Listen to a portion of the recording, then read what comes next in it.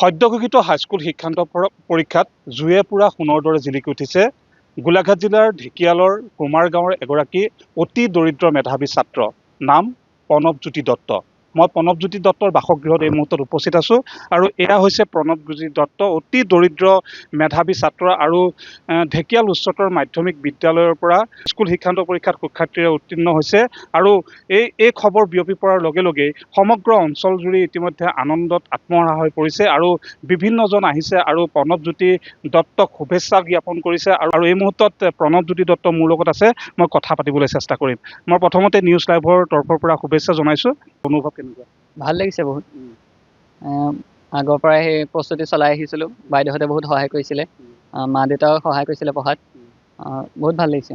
ক'ত পঢ়িছিলা তুমি, ক'ৰ পৰা উত্তীৰ্ণ হৈছা? মই ঢেকিয়াল উচ্চতৰ মাধ্যমিক বিদ্যালয়ৰ পৰা উত্তীৰ্ণ হৈছোঁ। তুমি ইতিমধ্যে আমি গম পাইছোঁ যে অংকত 100 নম্বৰ লাভ কৰিছা।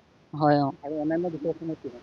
মেথছত 100, ছ'চিয়েল ছায়েন্সত 99, ইংলিছত 95, ছায়েন্সত 91, আছামিছ আৰু ইলেক্টিভ হিষ্ট্ৰী আছিলে 86।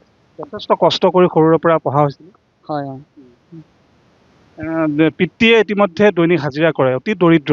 পঢ়াৰ ক্ষেত্ৰত যিখিনি সুবিধা কৰি দিব লাগিছিলে পাৰিছিলেনে? হয়, পাৰিছিলে। যিখিনি লাগে মানে সেইখিনি কম্প্ৰমাইজ নাই আৰু অল। কিমান ঘণ্টাকৈ পঢ়া হৈছিলে? 6 to 8 hours ডেইলি। কৰ্তৃত্ব মই ছাৰ বাইদেউসকলকে দিব বিচাৰিম। আমাৰ ঢেকিয়াল উচ্চতৰ মাধ্যমিক বিদ্যালয়ৰ যিসকল ছাৰ বাইদেউ সকলোকে। ভৱিষ্যতে কি হোৱাৰ সপোন? এতিয়া মেডিকেল লাইনত যোৱাৰ কথা ভাবিছোঁ। পাছত চাই লওঁ কি হয়। যথেষ্ট কষ্ট কৰা হৈছিলে পঢ়াৰ ক্ষেত্ৰত। হয়। কিমান ঘণ্টাকৈ পঢ়া হৈছিলে? দৈনিক 6 পৰা 8 ঘণ্টা। যিসকল ছাত্ৰ ছাত্ৰী হাইস্কুল শিক্ষান্ত পৰীক্ষাত অৱতীৰ্ণ হ'ব পৰা নাই, সেইসকল ছাত্ৰ ছাত্ৰীৰ বাবে আপুনি কি আহ্বান জনাব? এইটো ইমান কোনো ইম্পৰ্টেণ্ট পৰীক্ষা নহয়, যিসকলে অৱতীৰ্ণ হ'ব পৰা নাই পুনৰ চেষ্টা কৰিব লাগে, মই এইটো ভাবোঁ। কষ্ট কৰি পুনৰ এবাৰ চেষ্টা কৰিলে নিশ্চয় অৱতীৰ্ণ হ'ব পাৰিব। শিক্ষাৰ ক্ষেত্ৰত যে দৰিদ্ৰতা হেঙাৰ হ'ব নোৱাৰি, তাৰে এক জ্বলন্ত উদাহৰণ আপুনি। হয়। দৰিদ্ৰতা মানে এতিয়াতো কোনো দৰিদ্ৰতাৰ কাৰণে কম নম্বৰ পাইছে, এইটো মই সদায় এটা কথা বিশ্বাস কৰোঁ, উইনাৰ্ছ অলৱেজ চেলিব্ৰেট, লুজাৰ্ছ কমপ্লেইন। দৰিদ্ৰতা অনলাইন ক্লাছ আছে এতিয়া, ফ্ৰী এইবোৰ চব, চ' নালাগে আৰু এইবোৰ। আগন্তুক দিনত আগবাঢ়ি যাবৰ কাৰণে, যিহেতু দেউতাৰ দৈনিক হাজিৰা কৰে, আগবাঢ়ি যাবৰ কাৰণে যথেষ্ট অৰ্থৰ প্ৰয়োজন হ'ব।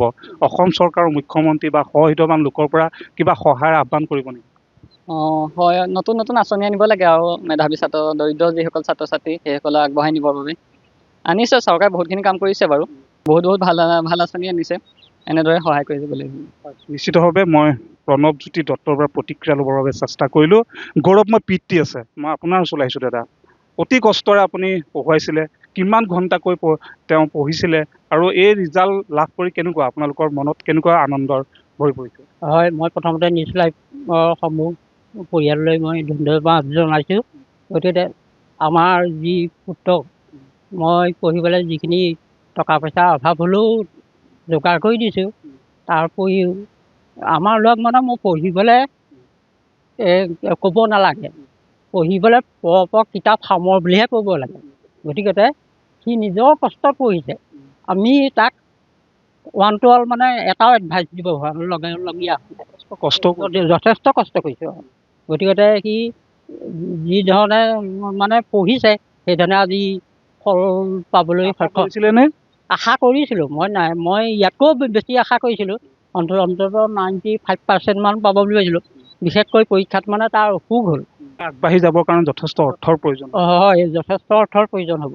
আহ্বান জনাব নেকি আপুনি মুখ্যমন্ত্ৰীগৰাকীক বা সহৃদয়বান লোকক? হয়, মুখ্যমন্ত্ৰী মহোদয়লৈ মই আহ্বান জনাইছোঁ যে আমাৰ ল'ৰাক মেডিকেল পঢ়িয়াব লাগিব। গতিকে মুখ্যমন্ত্ৰী মহোদয়ে যদি অকণমান সহায় কৰে তেতিয়া নথৈ ধন্যবাদ। হয়, নিশ্চিতভাৱে মই স্থানীয় যথেষ্ট ব্যক্তি আছে, মই এগৰাকী জ্যেষ্ঠ ব্যক্তিক লগ পাইছোঁ, আপোনালোকো আহিছে, শুভেচ্ছা জনাইছে, খুব এটা ভাল খবৰ, সমগ্ৰ অঞ্চলটোলৈ গৌৰৱ কঢ়িয়াই আনিছে। কি ক'ব লাগে এতিয়া, তাক মানে আমি সৰুৰ পৰাই দেখিছোঁ, সৰুৰ পৰাই তেনেকুৱাই মানে বৰকৈ সিফাল হেৰি নুঘূৰে নকৰে, পঢ়াতে মানে সদায় অকল পঢ়া অন্য কোনো হেৰি নাই। আৰু ইমান দৰিদ্ৰ যদিও ই পঢ়াত মানে একো হেৰি ক্ষতি কৰা নাছিলে। আমি আশা কৰিছিলোঁ যে এনেকুৱা ভাল ৰিজাল্ট কৰিব, কিন্তু আমি ভবাতকৈ মোৰ ফালৰ পৰাতকৈ মোৰ ই বেছি ভাল কৰিছে। মই ইমান ভাল কৰিব বুলি ভাবিছোঁ। মই ভাবিছোঁ 90 আহি যাব, কিন্তু সি 93 পালে যে মই ভাবিছোঁ আৰু ভাল লাগিছে। তেতিয়া আমাৰ গোটেই এৰিয়াটোৰ মানে সি এটা ভাল এটা হেৰি গৌৰৱ কৰি আনিছে। ভাল লাগে, তাৰ ভৱিষ্যত সেইকাৰণে উজ্জ্বল হওক, ইয়াৰ কামনা কৰিছোঁ মই।